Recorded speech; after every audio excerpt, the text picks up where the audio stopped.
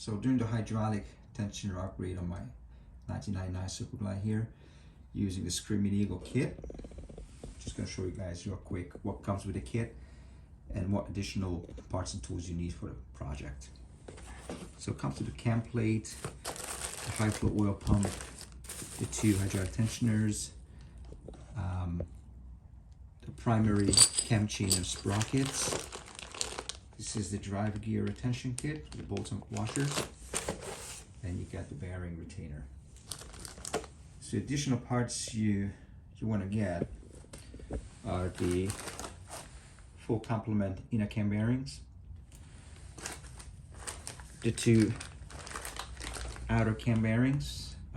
For the front you got the ball bearing and you got the roller bearing for the rear. You need to get a spacer kit separately, the gaskets,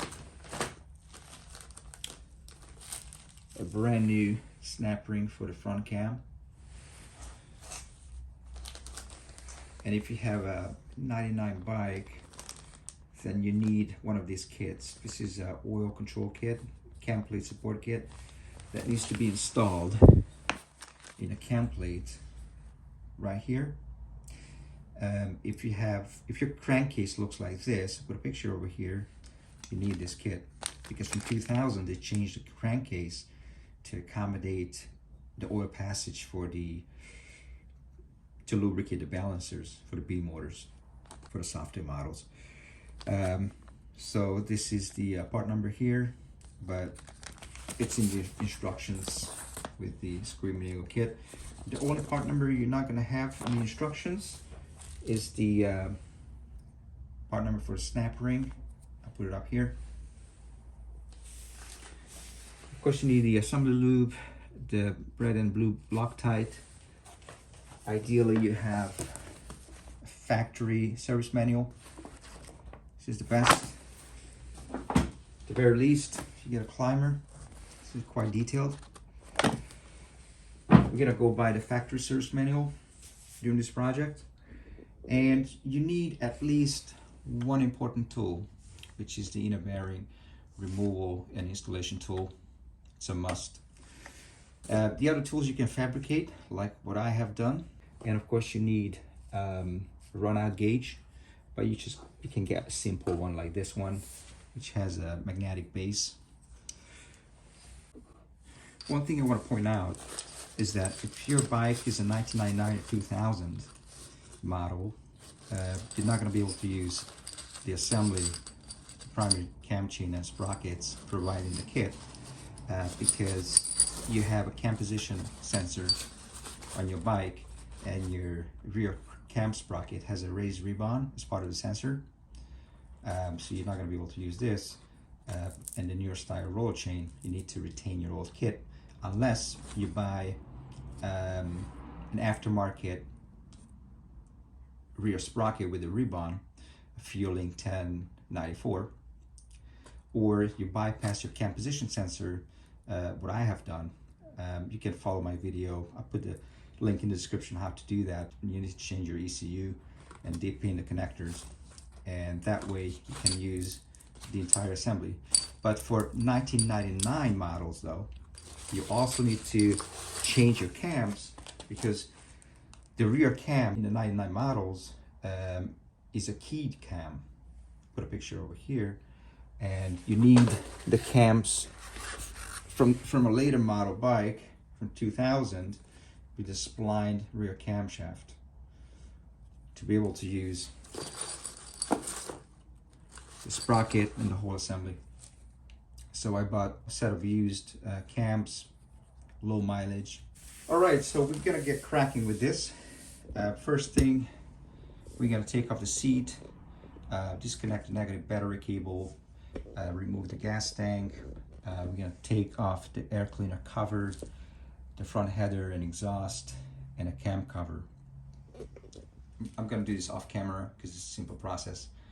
If you're stuck with removing the gas tank because of the crossover fuel line over there, I'll put a link in the description, a video I've made. So now all those bits are off. I'm gonna remove the rocker covers. I'm gonna loosen up the bolts in a crisscross pattern. 1, 2, 3, 4, 5, 6.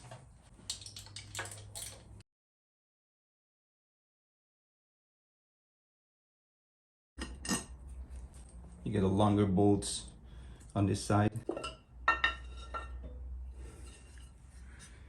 Just gonna do the same thing on the other cylinder.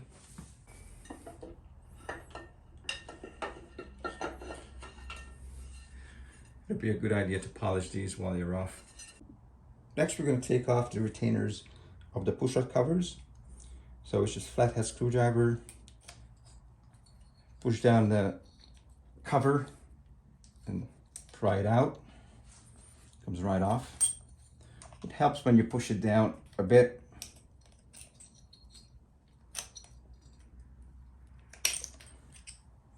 There it is. You can push the whole assembly up so we can have access to the push rods. I'll do the other side too. Next, we're going to jack up the bike to lift the rear wheel off the ground and rock it into the highest gear and remove the spark plugs. As we're going to start to work on the rear cylinder here, first we need to find the top dead center on the compression stroke. So the way we're going to do that is I'm going to start rotating the wheel and watch the intake valve opening and closing so the rocket going down and up. Let's do that.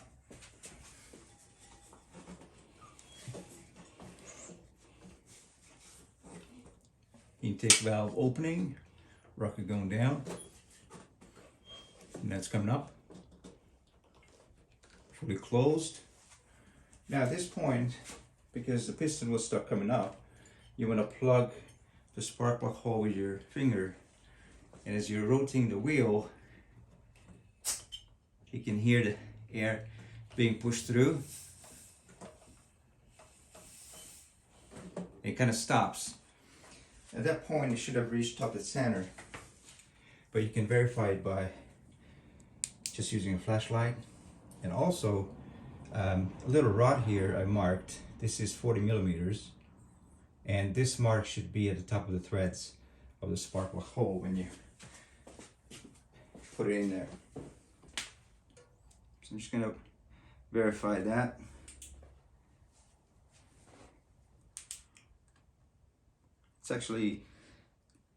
It's past TDC a little bit, so move the wheel a little bit back.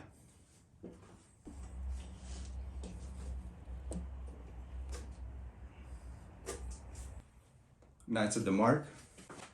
Another thing you can do to verify is you peek through here with a flashlight, and you can actually see down there, you can actually see the cam lobes.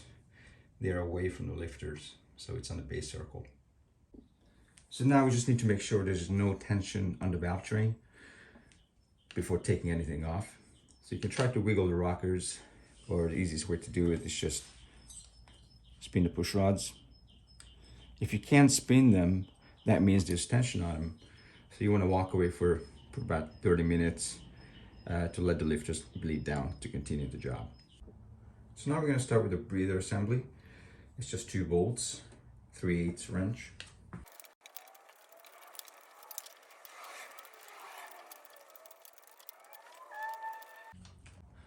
Out.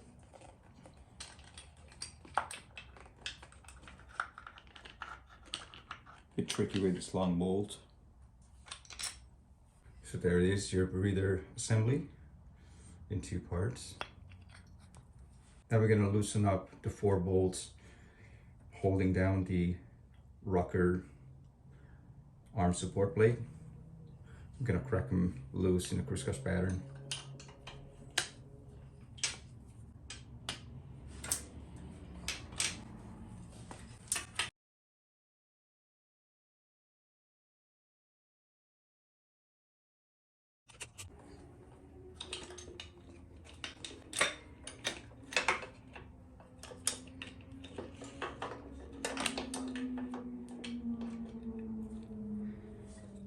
We got the O-ring here, Sometimes it gets stuck in here. So now we're gonna take out the push rods, exhaust,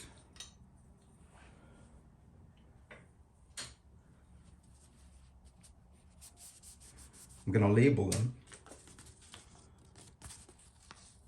So it's the rear exhaust. Just put a label on them so they go back exactly where they were and this way up. Got the rear intake.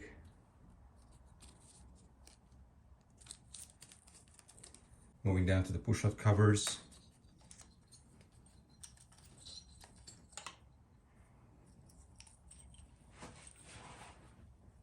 Sometimes the O-ring is stuck in here, which is the case for me too.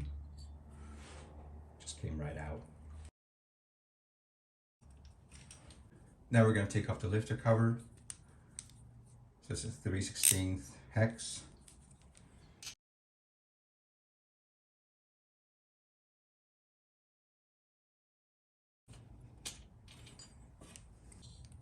Might need to tap it with the mallet, just gently loosen it up a bit.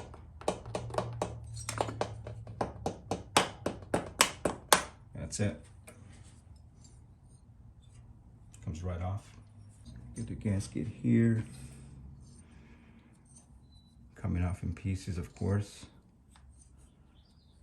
We'll remove all that later, we'll clean it up. Need a magnet for the anti-rotational pin. This one here.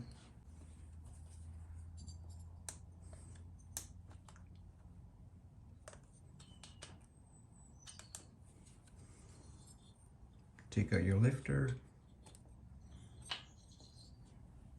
That's the intake. So I'm gonna clean it and mark it.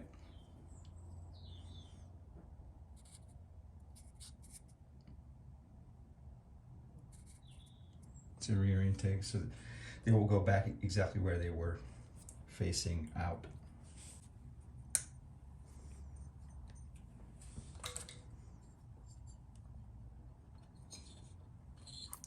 Rear exhaust.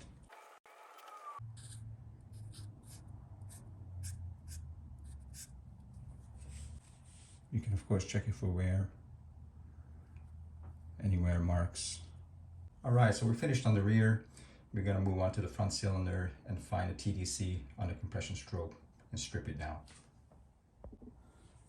So same deal what we did on the rear.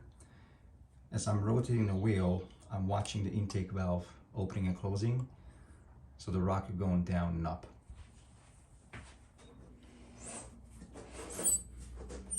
Going down, up.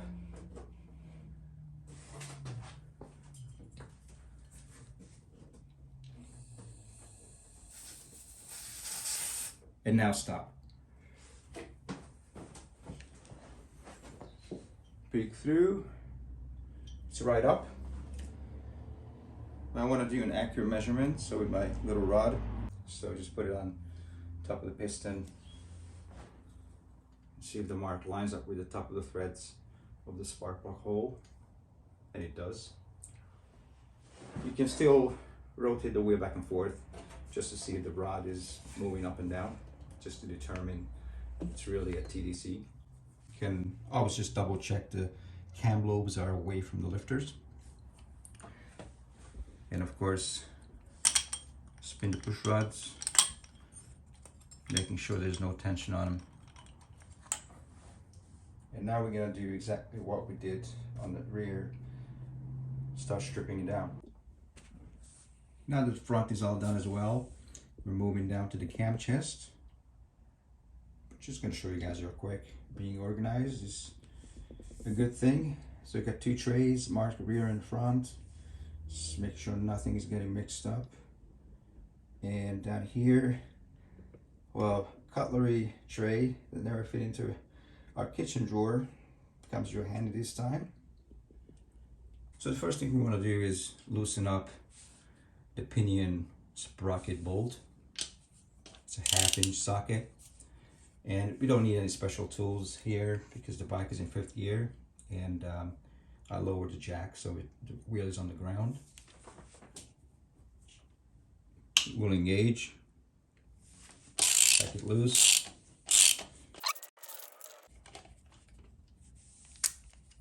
Moving on to the cam sprocket bolt, same socket.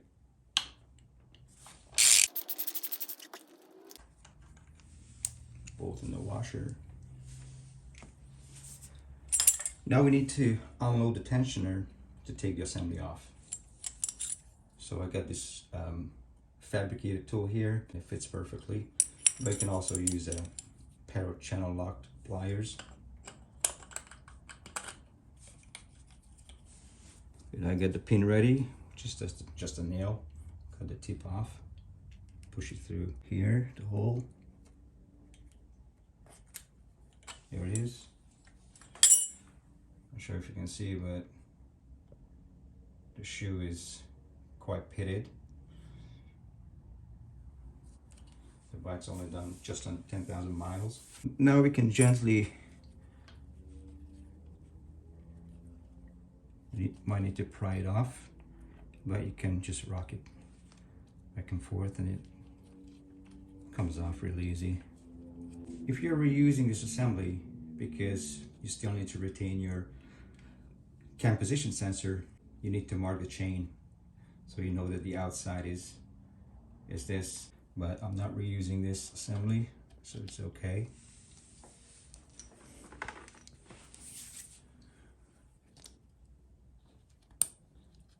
Just need to remove the chain guide. Got the spacer here. As you can see, this is the keyed camshaft, the rear camshaft. 1999 models and possibly early 2000. I'm changing the cams because I want to do away with this keyed camshaft business. Now we're going to loosen up the oil pump bolts in a crisscross pattern.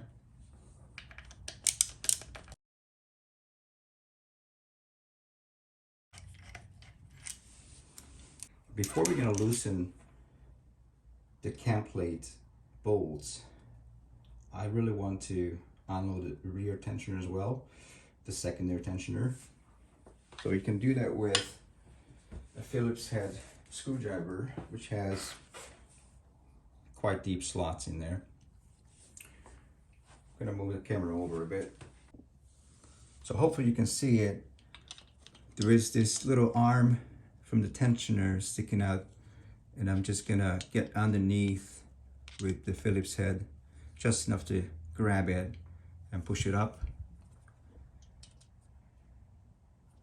So I can push through the pin, just like that. So the tensioner is unloaded. So the reason why I wanted to unload the secondary tensioner is because this way there's not going to be any tension on the cams coming out of the inner cam bearings when we're pulling the assembly out. So now we just need to move the primary tensioner out of the way, otherwise I'm not going to be able to get the bolt out.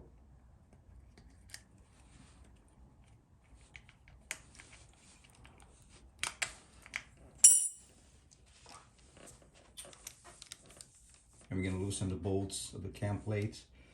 In a pattern, you're going to install it so it's 1, 2, 3, 4, 5, 6.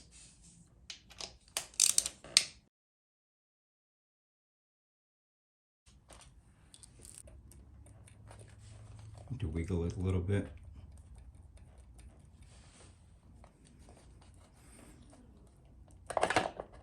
There it is. It was super easy with the secondary tensioner unloaded. Looking okay. Nothing's exploded in there.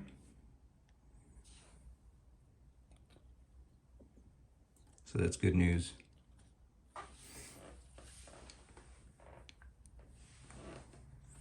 Take the pump out.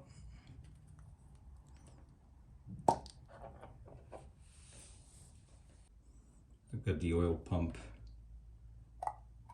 O-ring. So I'm gonna clean it all out and keep going. See you in part 2.